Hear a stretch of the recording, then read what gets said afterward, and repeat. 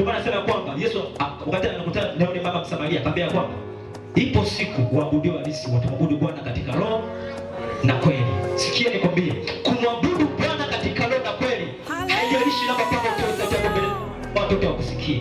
Kumwabudu Bwana katika roho na kweli sio mpaka uwe vizuri ukapendeza ndio unaabudu Bwana katika roho na kweli. Kumwabudu Bwana roho na kweli ni ile mtu gani, jinsi gani mtu unajinyenyekeza mbele za Mungu. Unaambia Mungu ya kwamba kama wewe Mungu unastahili kusifiwa, kama wewe Mungu ndio ulioniumba, mimi na mimi Baba nataka nikuabudu katika roho na kweli, hata kama sijapata nafasi ya kuimba, hata kama sijapata nafasi ya kuhubiri, hata kama sijapata nafasi ya kucheza, ila naamini Bwana katika moyo wangu ninarukaruka, ninaamini Bwana katika moyo wangu ninahubiri, ninaamini ya kwamba katika kuangaika kwangu ipo siku moja nami nitashika maiki, nitaanza kuimba katika kuongea kwangu, naamini ya kwamba ipo siku Bwana nitakuhubiri. Sikia nikwambie, ukiwa na nguvu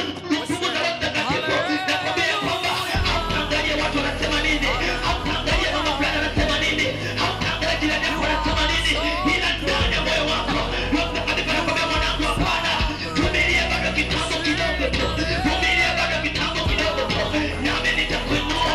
nawe nitakuinua. Mataifa yote watajua ya kwamba yuko Mungu unayemtumikia, yuko Mungu aliye hai, yuko Mungu aliye hai. Mungu anasema ya kwamba situmii vitu vile vitu ambavyo havina nguvu, hata vile ambavyo vitu havina nguvu Bwana anaweza kuvinyanyua tena, Bwana anaweza kuvinyanyua tena. Na ndio maana nakuambia kwamba Daudi alichaguliwa akiwa na miaka 17-16 ndani ya udogo wake huo, lakini Mungu aliangalia kesho yake akasema ya kwamba huyu mtu atakawa ameficha porini, lakini aliweza siku moja atakuja kuongoza watu na mataifa yote watajua ya kwamba kuna mtu anaitwa Daudi alizaliwa katika familia ya Yese, alikuwa ni mchungaji